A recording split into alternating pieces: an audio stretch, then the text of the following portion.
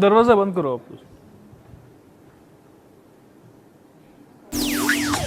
Tune in for some happiness. Tune in for some fun. Tune in late at night or tune in the sun. This is TFM. Get ready to rock. From AM to PM. Come on. Let's talk. TFM 95.4. Let's talk. Live on TFM and the TFM Facebook page. This is the live This is feed of back-to-back music TTV. on TV. Let's talk.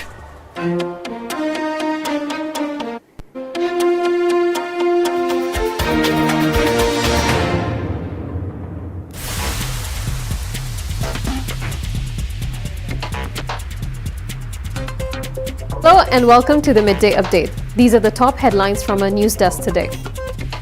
Total confirmed COVID-19 cases in Oman now 84,509 as of Monday. 3 reasons COVID numbers have dropped in Oman. Oman committed to youth empowerment, says Sayyid Diazin. Accountant commits fraud, embezzles over 113,000 Omani riyals. Customers return as Matra Soup fish market reopened for business. India's total cases of COVID-19 rises to more than 3 million. 2,060 restaurants, 163 hotels severely damaged after Beirut's blasts. France to reciprocate Britain's coronavirus quarantine rule. These were the top headlines from our news desk today. Let's see how the weather across the Sultanate looks like in our weather update. I'm Antra Bose with your daily dose of weather. Today I am once again standing outside the TFM studio in Al Khair, and we've got pretty clear skies here with ample sunshine. Now, talking about sunshine, if you are spending the rest of the day outside, make sure you carry a bottle of water with you and don't wait until you're thirsty to actually drink. With that, let's go inside the studio and talk a little bit more about weather.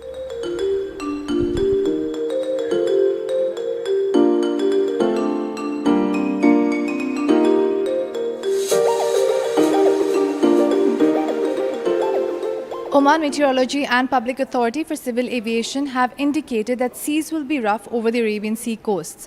This will be accompanied by a reduction in horizontal visibility during thunder showers and fogs. The Arabian Sea is also forecasted to be rough with a relative humidity between 70 to 95%. Apart from this, we're expecting to see partly cloudy to cloudy skies along the Dhofar coastline and mountains, accompanied by a slight drizzle. With that, let's take a look at the temperature in the other governorates.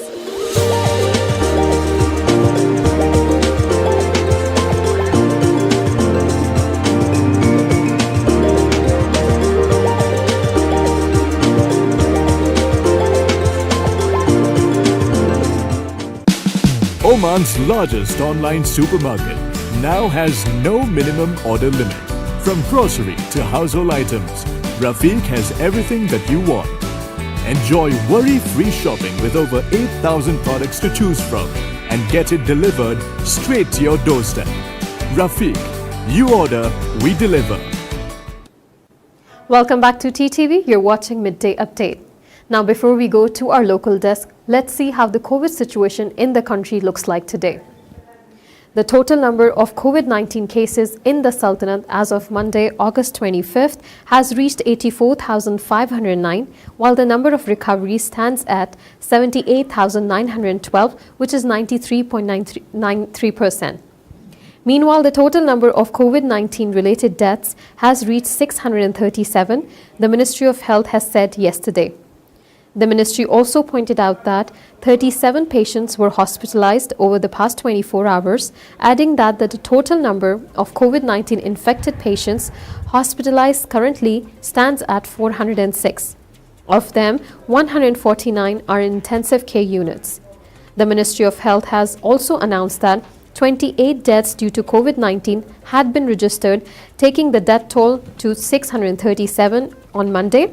The total number of deaths, according to the Ministry of Health, stood at 609 on 20th August 2020, with yesterday's announcement bringing the total to 637, which means 28 deaths were recorded in a period of 4 days.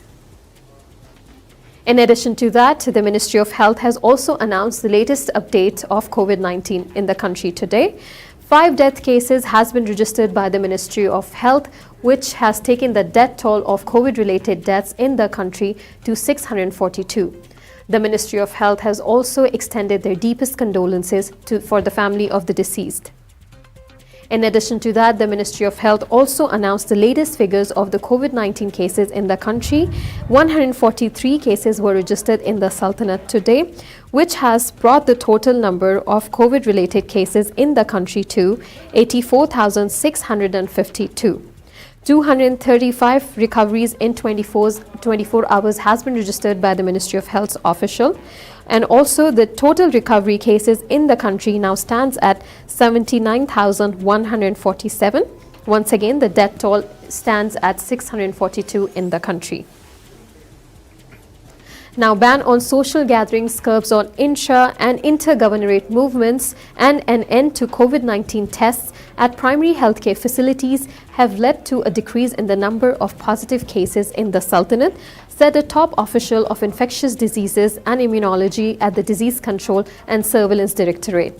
Speaking exclusively to the Times of Oman, Dr. Abdullah Al-Qayyudi, consultant on infectious diseases and immunology, head of infection prevention and control at the Disease Control and Surveillance Directorate at the Ministry of Health, said, the Supreme Committee decisions on closure of governorates and the prevention of night movement has made a positive impact on reducing the number of COVID-19 cases and preventing its spread among people in the Sultanate. The closure of governorates for 2 weeks and the restriction on movement have reduced the mingling among citizens and residents. The medical team and health professionals are now relieved from the extreme pressure they were experiencing before these decisions were taken. The rush of patients to hospitals had stretched the healthcare system to beyond its limits, and the system was on the verge of collapse, Dr. Abdullah said. He continued talking that the stopping of tests by primary healthcare facilities for everyone having symptoms of COVID-19, such as fever, cold and cough by the Ministry of Health, has also led to the reduction in cases. Dr. Abdullah said that we can give credit to one particular decision as all these reasons are interlinked. With regards to the Ministry of Health stopping tests of those with symptoms of COVID-19, Dr. Abdullah said that we used to test everyone who had symptoms of fever, cold or cough. This was the reason for the increase in the number of cases announced daily by the Ministry of Health. In fact, some of those having these symptoms were suffering from influenza, respiratory disorders or other diseases, and these tests were incurring unnecessary losses to the state. He continued speaking that even for the COVID-19 patients who are admitted to hospitals or are in the ICU, there is no foolproof medicine or real vaccine to make them better. We shouldn't blame the Ministry of Health for everything related to coronavirus. Every individual has some responsibility and duty to do their bit to prevent the spread of coronavirus by not mixing with others, not attending gatherings and parties, reducing family visits or meeting friends, wearing masks, keeping a safe distance of 2 meters in public places and workplace. They should regularly use sterilizers, disinfectants, and wash hands with soap and water. Well, these were the updates of the COVID-19 situation in the country. Now, let's go to the local desk. His Highness Sayyidi Yazan bin Haytham Tariq Al Sayed, Minister of Culture, Sports and Youth, reaffirmed the Sultanate's continued efforts for the implementation of the GCC joint plans and programs to empower the youths of the region for the implementation of the royal directives of the GCC leaders. The statements of His Highness Sayyidi Yazan came during the 33rd meeting of the GCC Youth and Sports Ministers held yesterday via video conferencing. The meeting was chaired by Shama bin Sohail Al Mazrui, Minister of State for Youth Affairs in the United Arab Emirates and chairperson of the current session of GCC Youth and Sports Ministers Council. The meeting discussed the recommendations of the 36th meeting of the Undersecretaries of the GCC Youth Ministers, the efforts accorded to address the developments of COVID-19 pandemic, the strategic plan of the GCC Youth and Sports Ministers, and the budget of the joint activities and the programs. The meeting also discussed the work of the technical committees affiliated to the Youth and Sports Ministers' Council, which included the Youth Committee, the Training Committee, the Youth Media Committee, and Sports. They also discussed international cooperation in the field of joint youth activities and the significance of communicating and coordinating with the regional and international organizations operating in the field of youth and sports.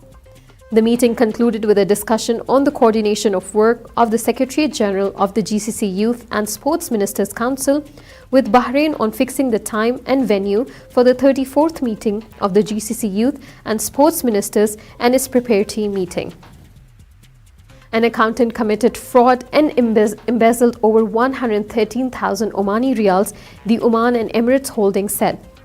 A statement was issued online by Muscat Securities Market, which said that the Oman and Emirates Holding informs you that upon reviewing company's account statements with the bank, it became clear that the accountant had committed fraud and forgery and embezzled a total of 113,392 and 400 Baiza Omani riyals. The company is recovering the embezzled amount in coordination with the Royal Oman Police, according to the statement issued by the Muscat Securities Market. Customers have returned in steadily increasing numbers to the reopened Matra Souk and nearby fish market on the Corniche after they had been previously temporarily shut down to stop the spread of the COVID-19 pandemic in Oman. As part of the package of the reopening of economic activities, shops inside traditional souks and fish markets across Oman were allowed to reopen to customers. Shopkeepers have spent the hours leading up to their opening ensuring both their staff and customers are protected from the virus. Obviously, we won't allow anyone inside our premises if they aren't wearing a mask, said Anwar Ali, who has recently resumed selling wares out of his shop in the fish market. He continued saying that all of our staff wear masks and gloves. Sanitizers are also available to everyone, including both staff and customers. Matra Souk, which is just a few minutes walk away and sells a variety of traditional goods such as silver jewelry, showpieces, handicrafts, exotic products such as spices, oud, frankincense and henna, has also expanded to sell modern-day necessities such as clothing, medicines and even mobile phones. It is often frequented by both locals and expatriates in Oman, in addition to hundreds of tourists who arrive in the country on holiday by either sea or air. They are quite taken by the array of merchandise available to them in the souk and are intrigued by what's available to them, given their interesting origins. Abdul Salam, who runs an incense store, said, "Before the virus came to Oman, I used to get a lot of tourists who used to come to my shop, and I sold about 100 Omani riyals worth of goods every day. I hope that I can get back the business that I used to receive previously." Samit Saha works in Silver World, which specializes in the sale of handicrafts, jewelry and souvenirs. Located near the main gate of the souk, the shop is popular among both tourists and locals. Samit hopes his shop does well in the coming months, although he knows it will not be easy. He said that business has been slow over the last few years because of the financial difficulties people have been facing, but we have had no sales at all ever since we closed the shop in mid-March. Let us hope for the best now, and may all the shopkeepers here get business in the days to come. In addition to that, we have Gautam Vishwanathan joining us from Times of Oman editorial team to give us a little bit more updates from his side. Thank you, Gautam, for joining us today. It's a great pleasure to have you. It's an absolute pleasure to be reporting from the newsroom in Ruby. We do, of course, have some positive news for both locals and expats in the country. Sports lovers are going to love this one because it is to do with Omani's legendary goalkeeper, Mr. Ali Al-Habsi. Now, Ali Al-Habsi, as we all know, is one of the most popular Arab athletes of all time. He has had a career that spanned 22 years. And the legendary goalkeeper has been honored by the Oman Olympic Committee for his immense contributions for football in the country. A ceremony was organized by the Oman Olympic Committee where Ali Al-Habsi was met by Khalid bin Hamad Al-Bidi, the chairman of the Oman Olympic Committee, who thanked Al-Habsi on behalf of the sports persons and administrators who are working to improve sports in the country. Now, Habsi has had in his accomplishments playing for teams in the country as well as those in the GCC and overseas have been truly amazing. This, of course, is also mentioned by Mr. Taha bin Sulaiman Al-Kishri, who is the General Secretary of the Oman Olympic Committee, and Mr. Mohsen Al-Masrouri, who is a board member. He also attended the meeting. A statement from the Oman Olympic Committee said, and I quote, "This honor is in tribute to Ali." Full-studded football career, which were full of many honorable achievements he accomplished with the national team and the clubs he represented in the best possible manner during his professional career. His efforts will remain engraved in the history of Omani sports. Now, the OOC also that other footballers in Oman can definitely follow in the footsteps of Ali Al-Habsi, given that he played 18 of his 22 professional years in England. Among some of the clubs he played for in Europe were the club Bolton Wanderers. This was, of course, his first Premier League club, after which he moved to Wigan Athletic, Reading, Brighton and Hove Albion, and finally Bromwich Albion. So he's played for a total of about 5 or 6 Premier League clubs. He's also played for FC Lyn Oslo, the Norwegian club. He was actually the first Arab from the GCC to play in the Norwegian League, and coincidentally the first Arab from the GCC to play in the English Premier League. So that shows you just how strong his impact has been. To stay for 18 years in the Premier League is no mean feat. Any professional footballer who's worth his salt will definitely be able to tell you that. But before he moved Madiha to Dubai, to Europe, I'm so sorry, he did play for 2 local clubs. He started out his career with Al Mudaibi, which is of course in Oman, and before then moving to the famed Dhofari club Al Nasser for a year. He's actually earned about 135 caps for Oman so far. His journey with the national team began in 2002. He was part of the team that played at the AFC Cup in 2004 and was actually named the best goalkeeper at 5 separate tournaments of the Arab Gulf Cup of Nations, which of course Oman won with Ali Al-Habsi as goalkeeper. That they did, of course, in 2009 when they beat Saudi Arabia 5-6 on penalties. For all of his contributions to world football, Madiha, Ali Al-Habsi has been thanked by FIFA. World Football's governing body said in a statement, "Our sincere congratulations to the legendary Omani goalkeeper Ali Al-Habsi on his wonderful football career, which he has decided to end after years of high standards and achievements. Thank you for all the memories, and to Ali, we wish him all the best for the future. He has been an inspiration to everyone." Of course, Madiha, that was one of the stories we have for you with the COVID-19 pandemic being still very widespread in the country. That, of course, is a cause of concern for both the government as well as locals and expats in the country. And medical experts have asked people do not forget to follow the social distancing rules, despite so many economic activities being reopened and some of the restrictions being eased at the moment.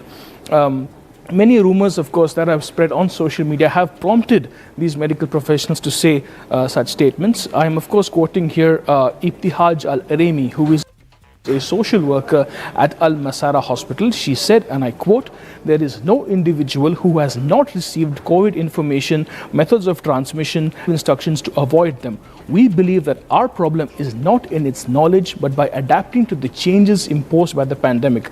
We all know that many of the services we have taken for granted have since unfortunately been forced to temporarily close since the pandemic. A lot of the work we do now is online, work from home. The same is true for students who can't attend class. Most of our transactions these days are online, and of course that has had a significant impact on the way we live our lives. But Ibtihaj has said that there are many people who use different motivations or justifications to not adhere to social distancing.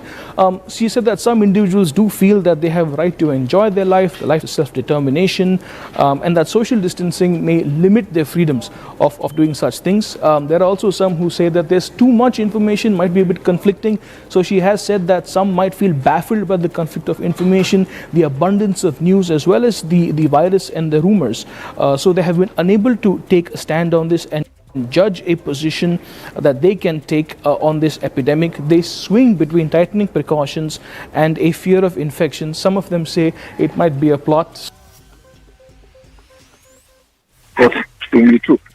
Economic inflation, the high cost of living, and the manipulation of prices by some merchants have also sown some doubt in locals and expats about the widespread nature of COVID-19. This has made them sometimes unable to apply the spacing rules because they believe it may not be necessary, particularly for those who live in smaller accommodations, large families, narrow housing space. How do they implement COVID-19 social distancing? Despite the existence of technological alternatives to communication, there are still some people who say there are obstacles to communicating with each other. Some say there are cultural reasons. They prefer speaking face to face or over the phone as opposed to WhatsApp and email. But in today's world, this sort of communication is a social imperative, and the existence of a problem is actually overcome by the communication systems that we have in place. The opening up of commercial activities has suggested permissibility and maybe some sort of ease in social life for people after many months. But despite the issuance of the government to tighten penalties that have been put in place to stop social distancing from happening, but Dr. Amy did say that the closure of entertainment daily routines and recreational habits, these are fundamental to many social relationships for their role in enhancing communication and reducing stress. She has advised that to reduce the gap between the motives that are present to adhere to social distancing, we must call for the reduction of intimidation and guardianship between two parties. That is, of course, the guys who make the protocols and the audience in the news and social media when discussing precautions. People reckless is what she has said, and find social and economic alternatives for people affected by isolation, curfew and precautionary measures. She did end by saying that social change does always meet a few people who might be against it, but the important thing is that we go ahead with this and convince them of the new normal, the situation we are facing right now. That's all we have from our newsroom. Adiha, back to you in the studio. Thank you so much, Gautam, for the updates from your end. It's time for us to take a quick commercial break, but stay tuned as we have more updates coming your way from our international desk. Oman's largest online supermarket now has no minimum order limit. From grocery to household items, Rafiq has everything that you want. Enjoy worry-free shopping with over 8,000 products to choose from and get it delivered straight to your doorstep. Rafiq, you order, we deliver. Welcome back to TTV. You're watching Midday Update. And now more updates for you from our international desk. The U.S. Food and Drug Administration, known as FDA, has issued an emergency use of authorization known as EUA on Sunday for investigational convalescent plasma for the treatment of COVID-19 in hospitalized patients. It is part of the agency's ongoing effort to fight COVID-19. Based on scientific evidence available, the FDA concluded this product may be effective in treating COVID-19 and that the known and potential benefits of the product outweigh the known and potential risks of the product, said a release issued by the agency. The EUA authorizes the distribution of COVID-19 convalescent plasma in the United States and its administration by healthcare providers as appropriate to treat suspected or laboratory-confirmed COVID-19 in hospitalized patients with COVID-19, said the FDA report. We are encouraged by the early promising data that we have seen about convalescent plasma. The data from studies conducted this year shows that plasma from patients who have actually recovered from COVID-19 has the potential to help treat those who are suffering from the effects of getting this terrible virus, the FDA commissioner said. He also continued saying that at the same time, we will continue to work with researchers to continue randomized clinical trials to study the safety and effectiveness of convalescent plasma in treating patients infected with the novel coronavirus. The FDA's emergency authorization for convalescent plasma is a milestone achievement in President Trump's efforts to save lives from COVID-19, said U.S. Health and Human Services Secretary Alex Azar. Months ago, the FDA, together with the U.S. Biomedical Advanced Research and Development Authority and private partners, began work on making this product available across the country while continuing to evaluate data through clinical trials, according to Azar. She also added that convalescent plasma has been used to treat more than 70,000 American COVID-19 patients so far. More confirmed COVID cases has been reported in Asia Pacific on Monday as India has crossed 61,408 new cases in the country and the Philippines has announced 4,686 new infections. India's total tally rose to 3,106,348 and the death toll surged to 57,542, said the latest data released by the Federal Health Ministry of India. As many as 61,408 new cases and 836 deaths were reported during the past 24 hours in the country. According to the data issued, there are still 710,771 active cases across India and 2,338,035 people have been cured and discharged from hospitals. The number of confirmed cases in the Philippines surged to 194,252 after the Department of Health reported 4,686 new cases. The Department of Health said the number of recoveries surged to 132,042 after 729 more patients recovered. The death toll also climbed to 3,010 after 13 more patients died, according to the report issued by the Department of Health in the Philippines.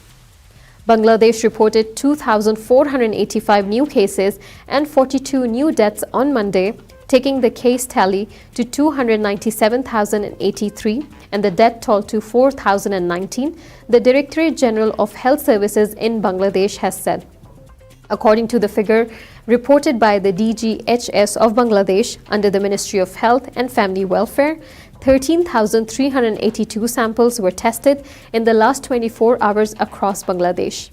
The total number of recovered patients in the country stood at 182,875, including 3,784 new recoveries on Monday, according to the DGHS in Bangladesh. The confirmed cases in Indonesia rose by 1,877 within one day to 155,412, with the death toll adding by 79 to 6,759, the Ministry Health said on Monday. According to the ministry in Indonesia, 3,560 more people were discharged from hospitals, bringing the total number of recovered patients to 111,060. Now, South Korea reported 266 more cases on Monday, August 25th, raising the total number of infections to 17,665. The number of confirmed cases for the past 11 days reached to 2,895 due to the infections in Seoul and its surrounding Gyeonggi province. The infections were traceable to church services of Sarangjeil Church in Seoul and the massive rally that held in central Seoul on August 15 by conservative voters and politicians. Of the new cases, 97 were Seoul residents and 84 people residing in Gyeonggi province and 8 were imported from overseas, lifting the combined figure to 2,734. The Tokyo Metropolitan Government on Monday confirmed 95 new daily cases, with the figure dropping to the lowest count since July 8. The latest figure compares to 212 new infections reported on Sunday in Tokyo and 256 additional cases reported in the capital on Saturday. Monday's figure for Tokyo is the first time since July 8, when 75 cases were confirmed, that the number of daily infections has remained below the 100th mark. The Tokyo Metropolitan Government said that the capital's cumulative total now stands at 19,428, the highest among Japan's 47 prefectures. The nation's total caseload since the outbreak has surpassed 63,000 infections.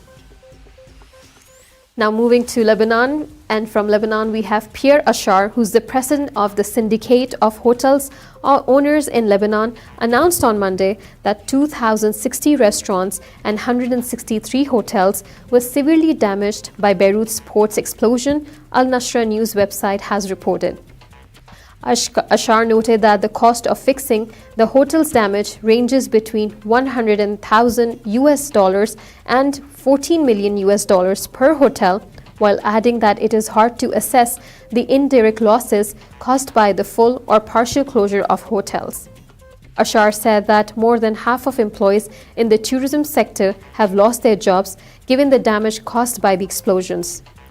Two huge explosions rocked port of Beirut on August 4, shaking buildings all over Lebanon's capital while killing at least 177 people and wounding around 6,000 others. This has caused great damage to a big part of the city. Moving to Europe, and we have news from France coming in, which says France will in coming days reciprocate Britain's decision to impose a 14-day quarantine on all arrivals from France, Minister of State for European Affairs has said on Monday. For travelers returning from the United Kingdom, there will probably be restrictive measures decided in the next few days by the Prime Minister and the Defense Council, the minister told France 2 television. He continued saying that we will have a measure called reciprocity so that our British friends do not close the border in one single way. France was placed on the British quarantine list on August 15. The British Foreign Office said that it would look at putting any country with more than 20 cases per 100,000 people on its quarantine list. On Sunday, 4,897 people tested positive for the coronavirus in France, up from Saturday's 3,602, making the biggest post-lockdown daily increase. The country's total COVID-19 infections stood at 242,899, while 333 clusters are still active, of which 32 were identified in one day, health authorities' data showed. In Britain, the total confirmed cases reached to 325,642 on Sunday, a daily increase of 1,041 according to its official data. Well, these were the top stories from all our international and local news desk from the TTV room. We'll be back again tomorrow with more latest updates and more latest news your way. So stay tuned and keep watching TTV.